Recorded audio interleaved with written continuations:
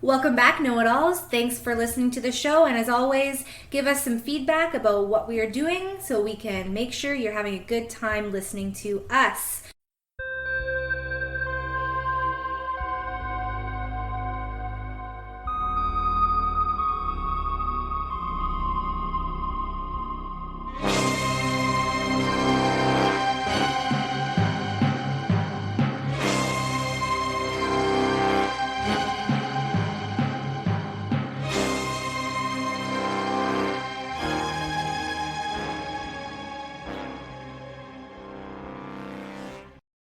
Approve.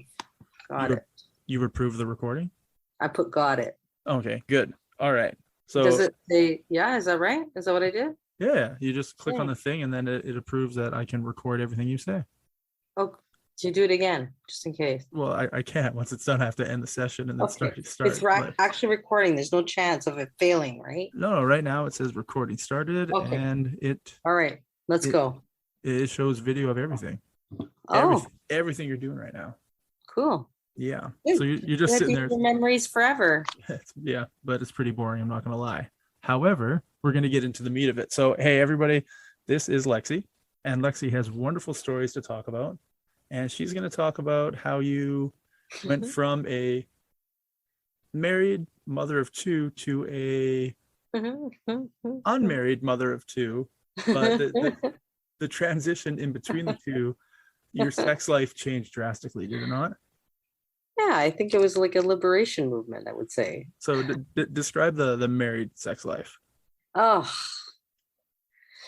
well, I don't understand like how I think back to it sometimes and I think to myself, like, how did I live 11 years through that? And then 10 years recovering from that. Yeah. So I think the sex life when I was married was horrible in comparison to what I feel it should be like.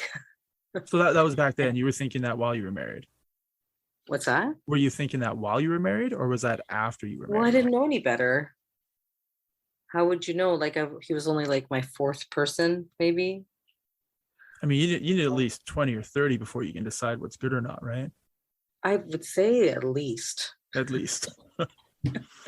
I mean, that's not true, okay? But I feel like for me, when I was with him, it taught me a lot about myself when it was over. In the sense, once that marriage was done, I was like, okay, I felt like I could fly, and I was like this empowered woman that was just like ready to be a cougar, I guess. I guess you sort of broke up with your husband a little bit later in the game, right? So you weren't like 23 years old and be like, I'm free. No, but you know what? I feel like I went through my 20s and my late 30s because I was 34 and I had these two young kids. I was by myself and I was like going through this liberation movement where I was trying to figure myself out. Like, who am I? I'm piecing back myself together. I'd fucking fallen apart and I had these two kids by myself. And so when I was single for quite a while, so In that yeah, time, what did you what's do? that? In that time, what did you do?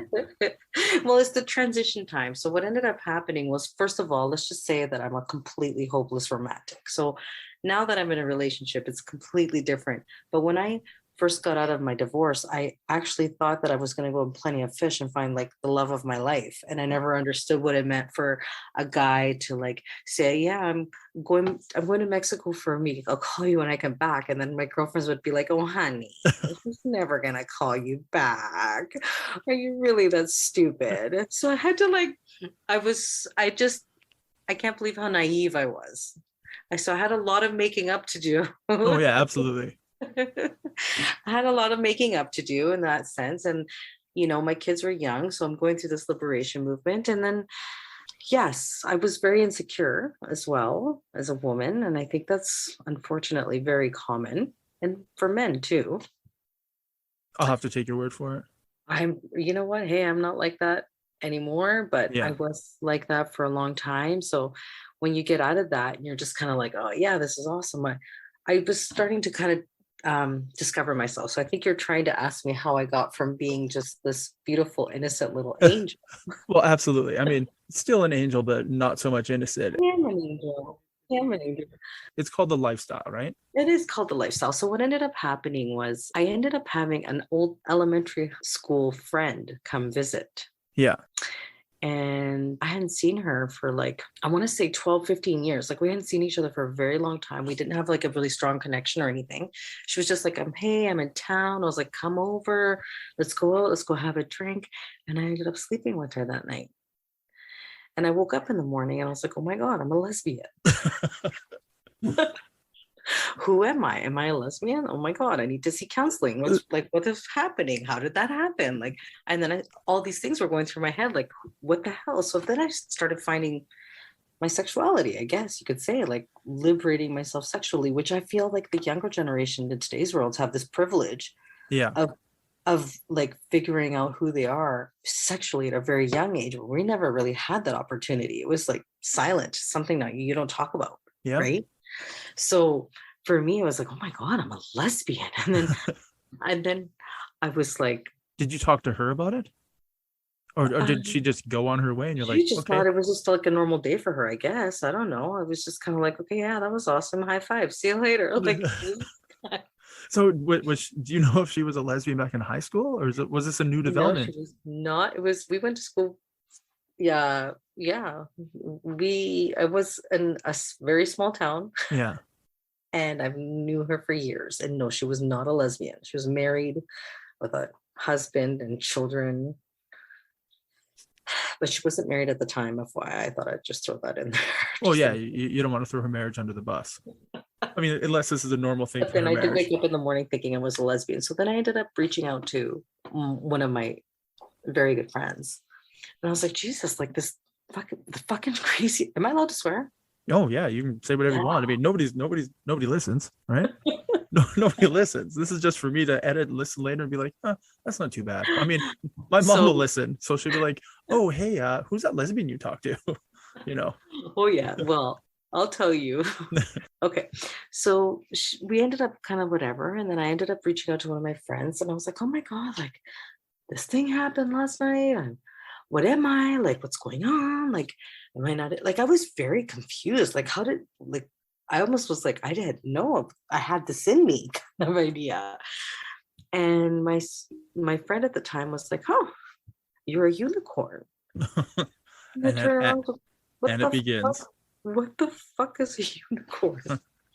And she was like, oh my God, there's a place called Eden and Club Eden. It's actually amazing. And I don't care about fight. It's Vancouver, and any swinger in Alberta has been there, I'm sure. What it is a club where it's female dominated, in the sense that a woman is responsible for the club and she makes sure it's very safe for everyone, but especially for women, because you don't want to be bringing crowds of anyone really who could be in danger to anyone.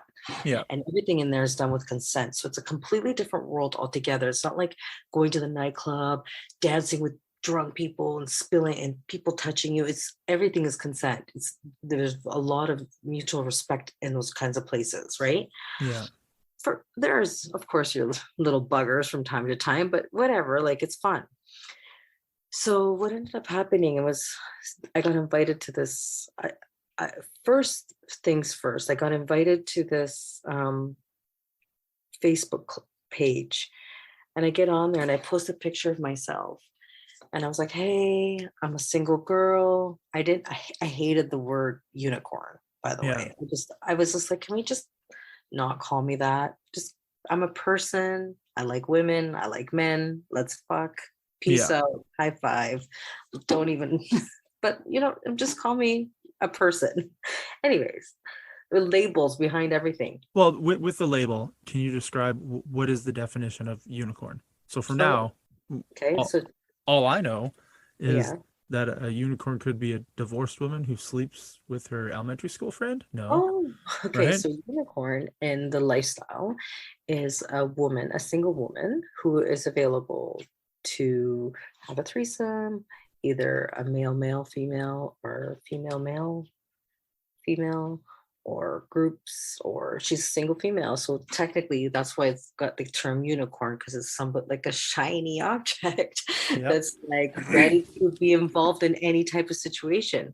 Where I find that a lot of people in the lifestyle are couples, and because the couples, you would hope in a lot of situations they would have a lot of boundaries. A lot of people have boundaries. Some men are into not sharing, some women are into sharing. It's very confusing. So a unicorn has no rules. So it's a shiny toy for everyone. Yeah. And I did not hate it. I loved every minute of it. So I have so many stories. I don't know what. We're going from the beginning. So you go to Eden for like the first time because your friend suggested it. I posted my picture, and the first guy that got in touch with me was a bisexual man. Okay. And he said, listen, I'm a single guy. I'm bi. I have a partner. He's amazing. And he's like, would you want to sponsor me? Because I need a sponsor, like a male needed a sponsor. And of course I said yes. I was like, fuck yeah. And when do we meet? Let's meet. I want to meet you. So I went down to Vancouver. I met him. We fucked upstairs. It was great. Then we went to the club together, and he's on his own. I'm on my own. We're having the fucking time of our lives. He was like the best person to go with. Like, I can, you know what? If he's listening to this thing right now, I just wanted to say that it was so important for, especially a vulnerable woman going into a situation like that by herself, single, you know, not like I feel like it's a very brave thing to do. Not very many people do this kind of thing. And I was just like, I feel everyone should fucking do it. It's just so freeing. You know what I mean? So anyways, I was just so grateful to go with him. We had the fucking time of our lives. I left, and then I was like, okay, this is great. And then I thought, oh, okay, so then that was fun. And then, so nothing happened that night, I don't think, very much. No, I don't remember the very, very first night, but I do remember going to a different club. And one of my girlfriends reached out to me and was like, hey, I want to take you to this club, and with my husband. And we ended up actually growing up together in Abbotsford, which was, we had just, people just knew, people that you knew were in the world. There's just no doubt. There's people that you know are in there. They just don't tell you they're in it. So she's like, hey, so of course, as soon as you know somebody, you know, you're like, feel so more comfortable. Yeah. So she's like, let's go to a club. Okay, so this is actually my very, very first experience. So she's like, let's go to this other club. So this club was completely different vibe. It was a giant mansion. You bring your own booze. They have a hot bartender. They have a dance floor. There's like a living room type of situation. You go upstairs if you want to go play. By the way, in the lifestyle, there's play areas. You don't just fuck anywhere. There's areas where you go and do that, where you can be open and exposed to the rest of the world, but not where the common area is, if that makes sense. Yeah. So there's a lot of rules that you have to follow. So anyway, so I get to this place. I'm in fucking La La Land. I'm just like, this is the best day of my life. I'm like, where's the party? Bring the guys. Yeah, let's do it. We're gonna on the dance floor. The vibe was different. And so I walk in there, and I'm wearing like these sexy shoes and a really cute little ruffly skirt. And I don't know, it was totally adorable that night. And I walk in, and I saw this guy fucking this girl on a swing in an orgy room. And the first thing I thought to myself was like, oh my God, that's so fucking hot. I'm going to do that. I shit you not. The guy, we did our tour. We come back outside. We're hanging out in the living room. This fucking god comes out of nowhere. The same guy after the swing comes out with this fucking hot, steamy towel out of nowhere. And he was like, do you want to take a walk to the swing? I didn't even know his name. And I was like, yes, I do.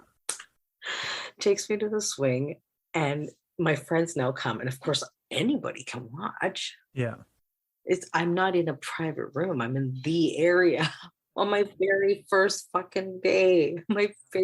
How does it make you feel? It was awesome. Everyone's watching. I was fat. It was so sexy.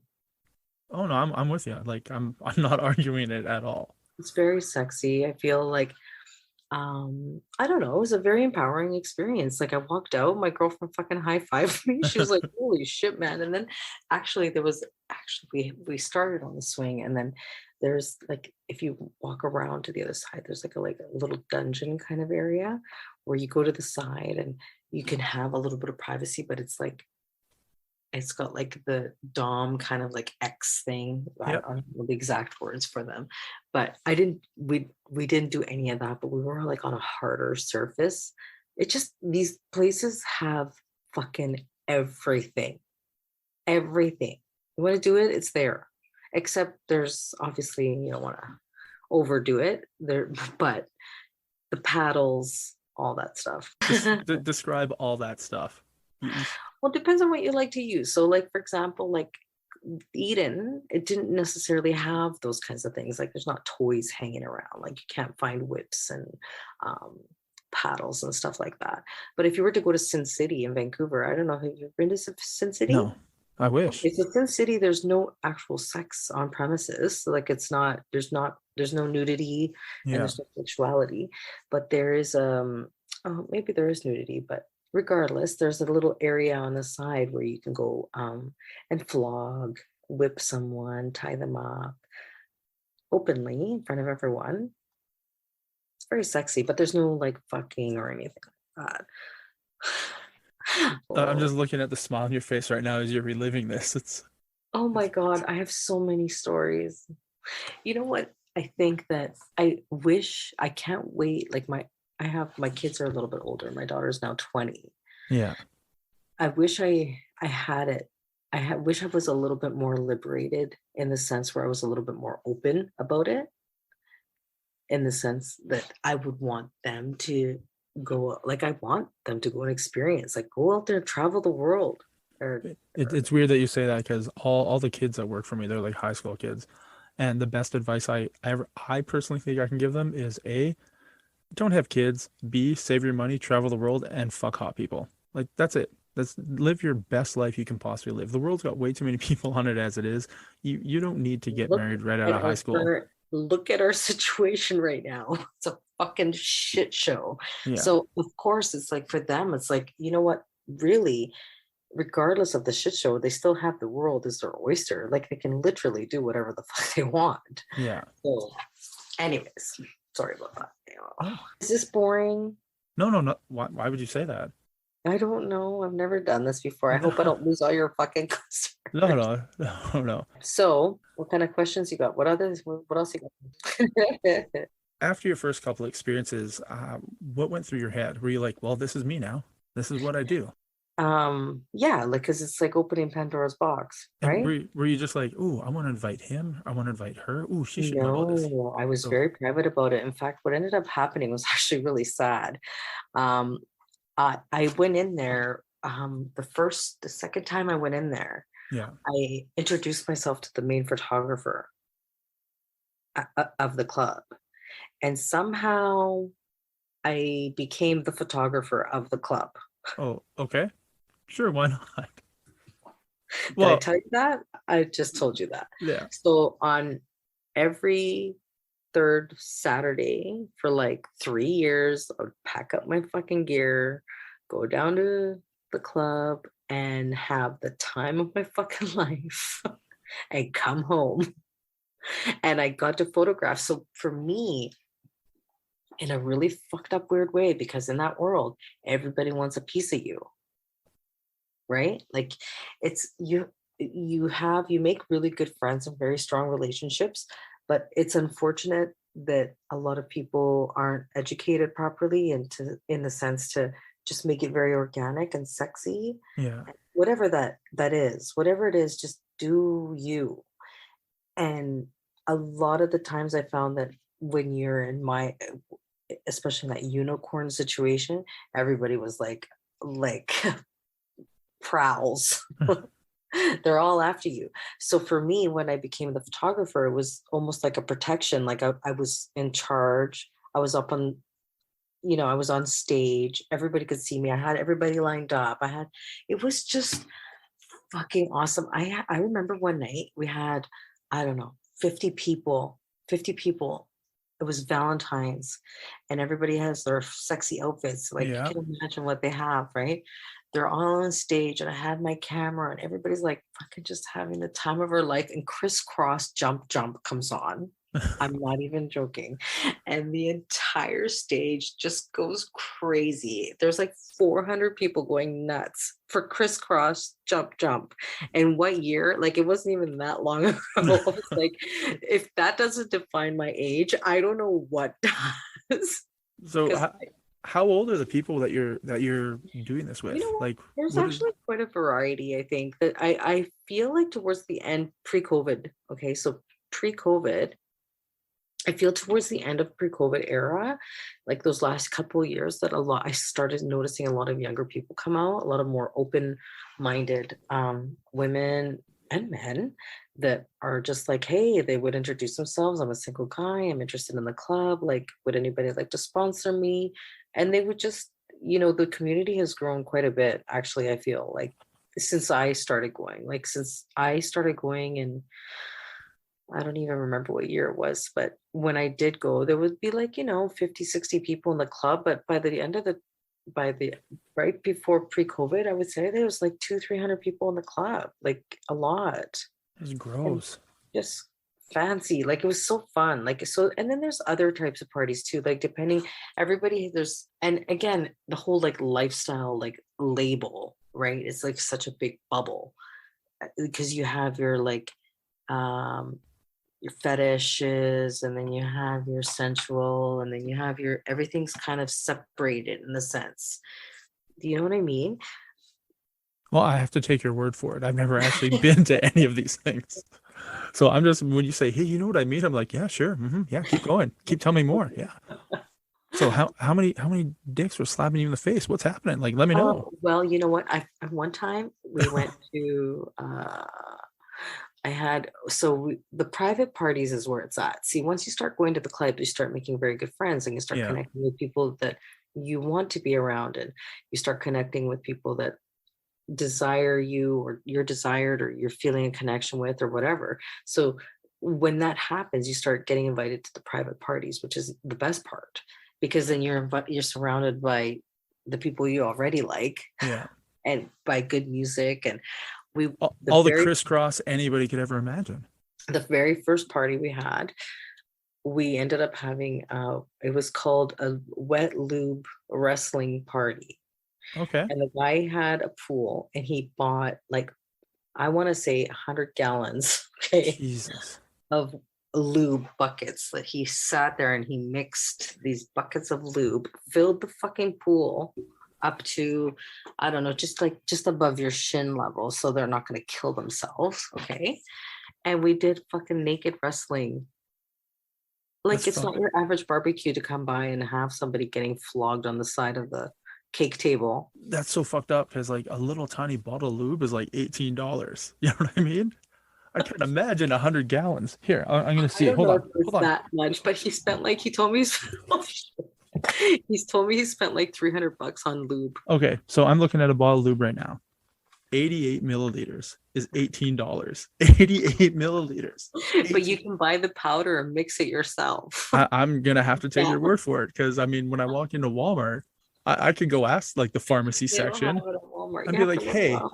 I'm looking for the 100 gallons of this stuff. Can I pre-mix this shit myself? They're just gonna ask me to Oh my leave. God, so funny. So Or get- funny. So that stuff is really fun. Like it's really fun. I feel like obviously COVID separated a lot of us for a lot of reasons. Yep. Which is fine. But I'm finally going back to my first party in a couple of weeks, and I haven't been for 3 years. Okay, so you were not in a relationship before, and you are currently in a relationship for the last Yes. like 4 years or so, 5 years? 5 years. 5 years. Mm-hmm. So did How you does that meet? look? Well, I mean, did you meet him at parties, or did you not meet him at parties? No, so actually, this was part of my liberation movement. I had to actually decide what I wanted in my life.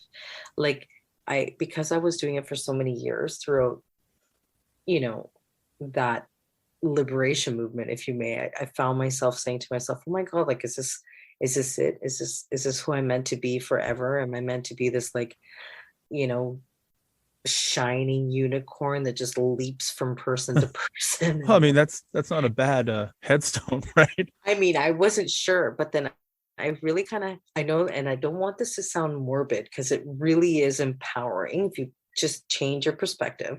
I had to train myself to be like, oh my God, like with the whole unicorn situation, I was so worried about like if that was my purpose in life. And then I was like, oh my God, like I have to accept being alone. Like I have to love my own company. And like I have to learn to fucking love myself and be okay with the idea that I might die alone, which I know that sounds crazy, but this is kind of what I went through. I have so much to tell you that I lost my train of thought again. This is gonna be like where did we start? Tell me again where we started. This is gonna be like a 12-part series. Fuck. You'd mentioned that you were trying to figure out who you were, and you were thinking you didn't really want to die alone. So how did I transition into the relationship? So while I was in that world and I was in that photography position, I got to experience a lot of couples that were coming in there. Yeah. And it kind of was like, oh my God, it was so weird in a really fucked up way. It really kind of helped me start picking out what I actually wanted, because I knew what I didn't want, but I didn't know what I wanted. Like, what do I want? Like, what do I want? So that world really taught me what I wanted and really taught me what I didn't want. Like I was like, oh, okay, these guys, whatever, not that it's there's no wrong and there's no right as far as I'm concerned. Like there's just what's right for you. Yeah. So when I went in there, I was like, oh my God, I don't want that. Oh my God, I don't want this. And then I started recognizing that that whole scene was starting to get old. I was like, okay, great. I experienced that. I'm done with it. Now I want to have it when I want it, not because I need it. Is that weird? No, that's not weird at all.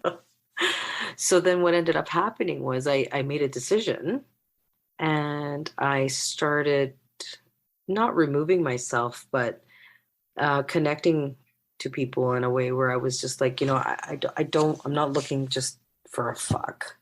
I actually want like a partner. Like I'm ready for something. I'm ready for love. Really, that's what I wanted. I wanted to be in love again. And I just had to come to terms with that, I guess.